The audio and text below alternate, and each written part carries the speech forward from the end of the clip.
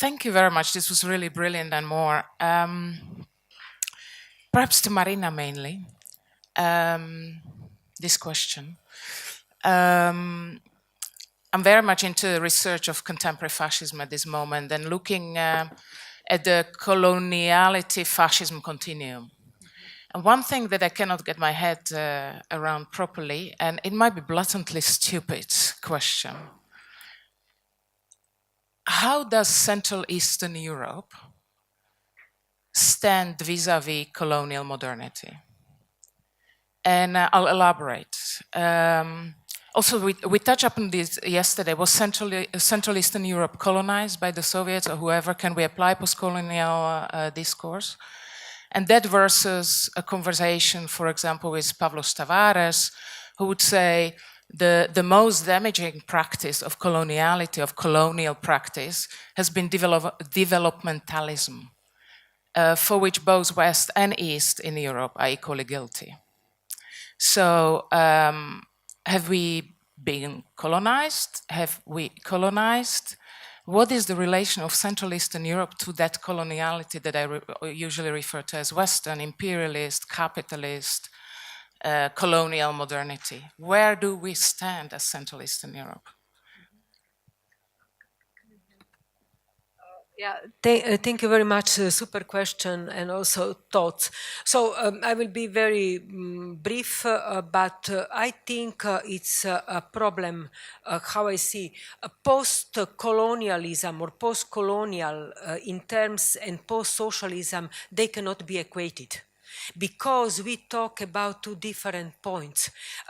Colonialism as it was a project, actually, I will say, the darkest part of history.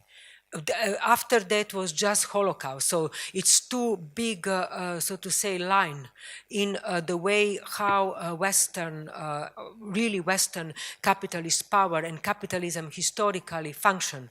So the post-colonial and post-colonialism that started first, and it's not by chance that Achille Mbembe talk about the post-colony, because he bring this in the present and then the decolonial go, the colonial matrix of power.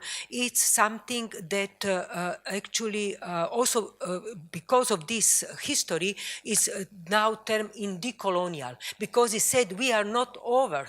We are still in that time because we didn't reflect it what's going on. While on the other side, this is a question of ideology and a question from where we speak, I think, very clearly. It's a political demand. It's the same like if communism is pure totalitarianism and we put all our destiny in the hands of capitalism, what we did after the fall of the Berlin Wall, but where we are now. Because capitalism is actually a system, it's really bloody, it's cannibal.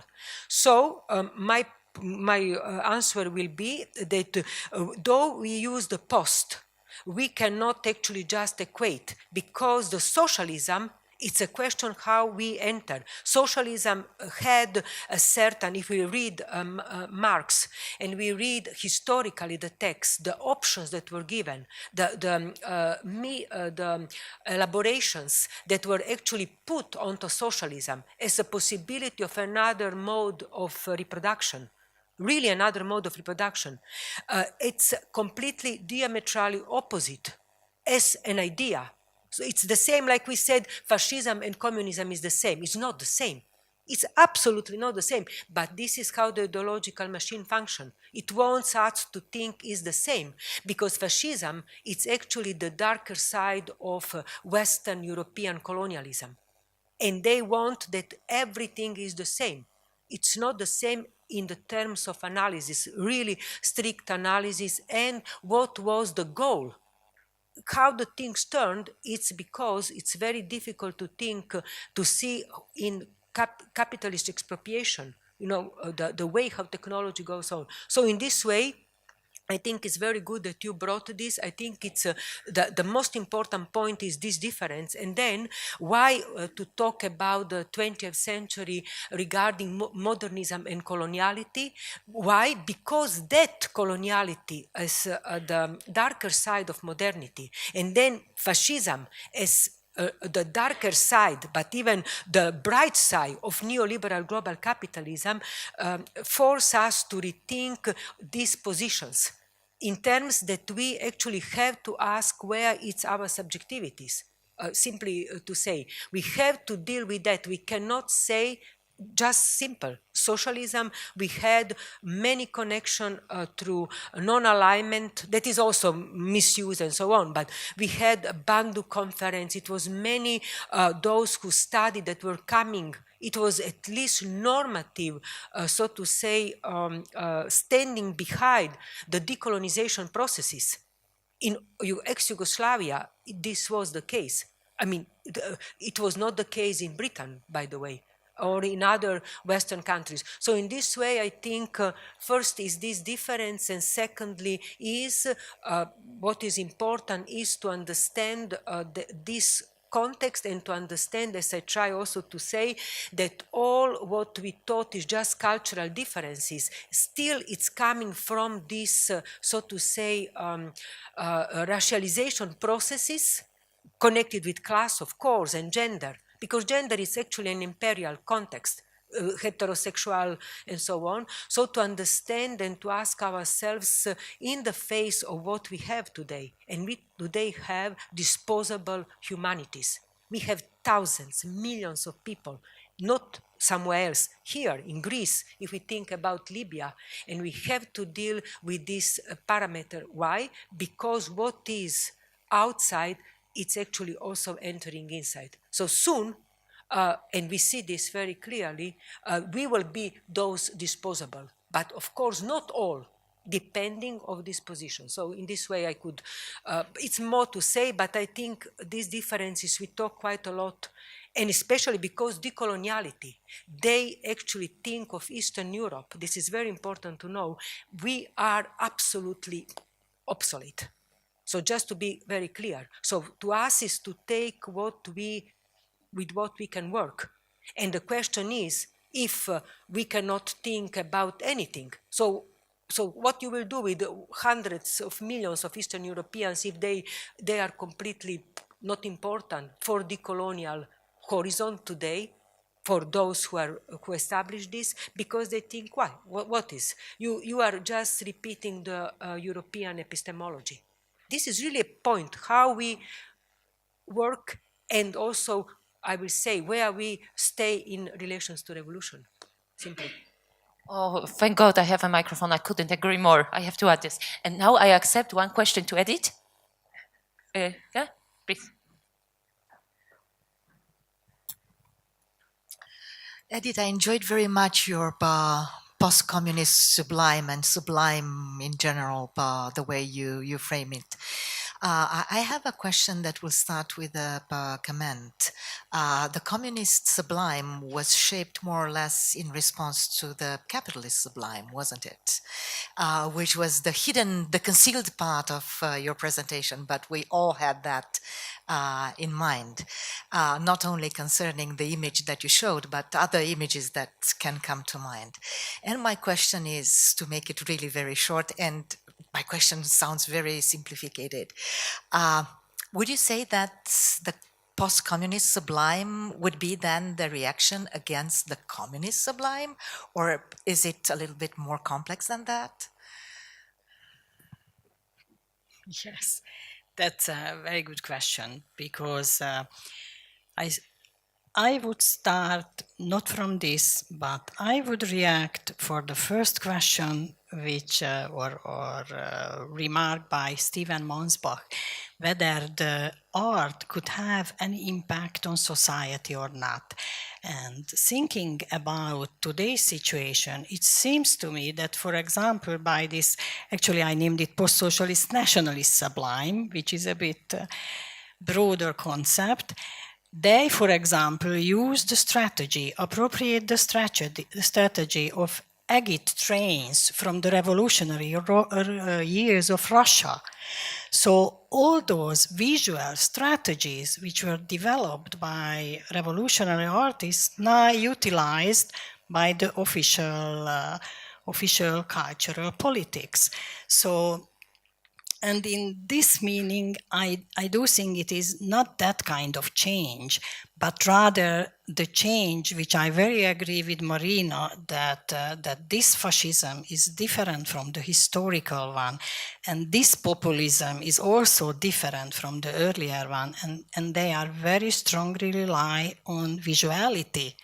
So let's just say some examples, not just this, which I named sublime, this whole Kossuth tér reconstruction, but also the posters, the huge posters in Budapest, all around Budapest, targeting migrants, very awful and very brutal posters, and also against Soros. So by the official power, this sophisticated visual methods is very much utilized, and one of them is this sublime, which goes under the skin, even if you do not really recognize it. And this is even more dangerous than the direct speech. And that is why I do find quite important reflection, if we extend this high art into a broader concept of visual art, then artist role, I do believe, is very important, because when, for example, this two tails dog part made a comment, an ironic comment on these posters, that really worked. So I do not know whether I answered your question.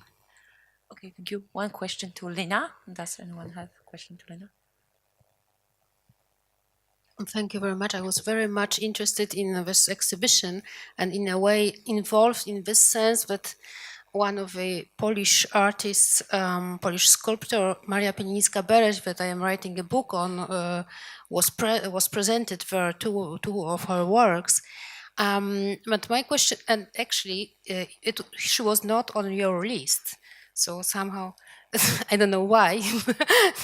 I have to apologize for this list. I couldn't find anywhere the final list, so I used the Excel document. Okay, in the but process. it's not my not my point. But it's just she was included and she's not here, so that was my. Yeah, I remember she was saying, but okay. My question is somehow related to what Marina just said, that gender is imperial concept, because you mentioned in your presentation you concentrated on geographical aspect, and that's the topic of our conference, obviously, so inclusion or not inclusion. But for me in this exhibition it was very much interesting how it was related to other aspects, like gender aspect, for example. You also mentioned Calliope Miniodaki, who is working on women pop artists. So could you comment on this? How do you see this? The colonial idea, not only related to geography, but also to such concepts as gender, that was very important for this exhibition, I think, this pop exhibition. Yeah, it was a core part of the exhibition, and I think there was an attempt to highlight this. I mean, I don't know if you noticed, but there was a sort of strange division in the list of artists, and it was actually some form of an infographic where the female artists were highlighted in orange, so kind of to Tate sort of checking themselves to see that there is some kind of parity. I found in the end that the sort of feminist revisiting of pop, there was a lot, again, in the research, in the symposium. Calliope's work is fantastic, and she's in fact working on a book now on it. But I found that there was a little bit of essentializing in the exhibition. There was this pop body room that was very much about revisiting the body, and I felt that it was or the kind of representations of the female body in pop, and I didn't find that it actually really dealt with the questions that many of the artists within the show, but also others, were asking, which was so much more nuanced and multifaceted than this kind of question of the female body in pop. So I felt that there was a number of sort of choices in the exhibition that I found a little bit kind of odd. I mean, there were questions, much more complex questions to do with access to the means of production, to do with even the possibility to practice as artists. And I think that it was kind of a little bit simplified and reduced in the final show. But again, I really must draw on the work of Calliope Miniduaki, who's I think, really doing very interesting work in that area. And now one question to Maya Ruben. Yeah.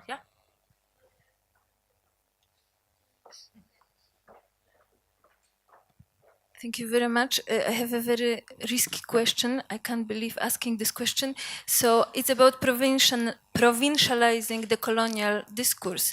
So do you think, because most of the speakers who refer to the colonial discourse are somehow related to London kind of academies, right?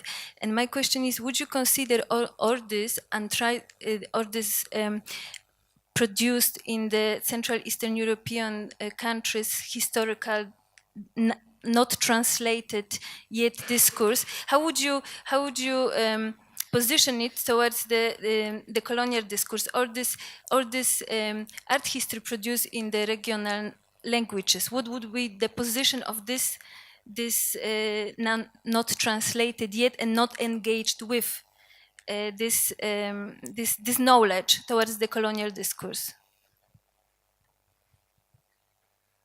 Thanks for that question. I suppose maybe the first thing to say is what we were maybe trying to point to is the absence of kind of explicit engagement with how decoloniality and decolonial discourse, how those issues are present in East European history and also East European art. So we were pointing to, in a way, a lack of that. And I don't know whether it's not just about how people from some invisible outside are like looking in and trying to see whether there is a decolonial discourse, the aspects of decoloniality in East European art, but just the question in general of whether this question is being addressed, whether it needs to be addressed. You know, go back to this point that's been raised several times.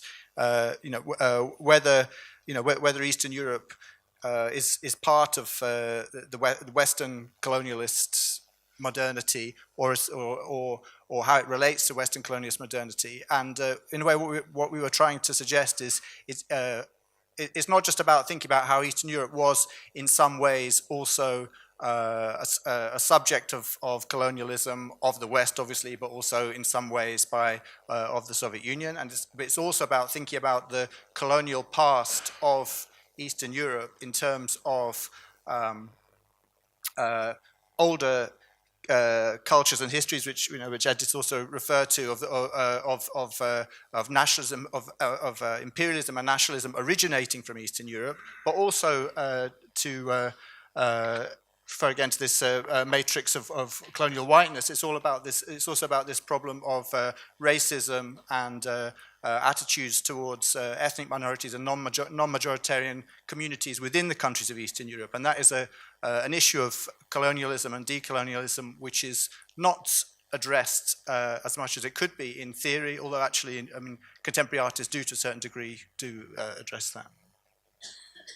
Or maybe I can just add that there are quite a few projects originating in the region which are dealing with decolonial issues related to the region. I mean, one recent publication came from Hungarian Institute of Art History, where our colleague Sándor Hornig edited a publication on decolonial issues. Also, there are many scholars working on the peace movements of the 60s and non-alignment movements, where these ideas are addressed. There are people working on the socialist realism in relation to the other parts of the world. And so there are many, many cases where scholars are actually actively working on these issues from within the region. So thank you for the discipline. I think it's imposed by hunger, not by me. And one last question. This is not a question, but this is just a remark, because Piotr's names appeared several times as the person who did not want to embrace post-colonial theory.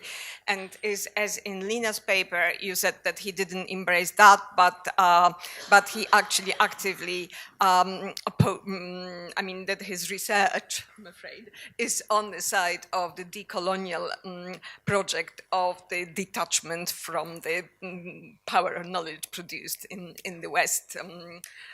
in the Western academia, etc., etc. So I just wanted to say that in a way, perhaps he did not. Well, I didn't. Anyway, not too long. Yes, he didn't like. I mean, he didn't think that the Eastern European, I mean, the close other is the colonial other. That's fact. He did say, but he did respond to the colonial project by his concept of the critical museum. That was exactly critical museum at what Marina was talking about, the citizenship. I mean, in the past, museums were teaching citizenship. The critical museum was the project to embrace non-citizenship. And the exhibition, which didn't happen, but it was planned, it was actually about migration. Can I just say one thing that, and then I give to Edith, very important point. I just wanted to say that is a big discussion about post-colonialism. It's not important. Now we just talk about decoloniality. I must say that through research that was done, and also relating, for example, to Achille Mbembe and other theoreticians, it's very important to understand the historical moment of post-colonialism.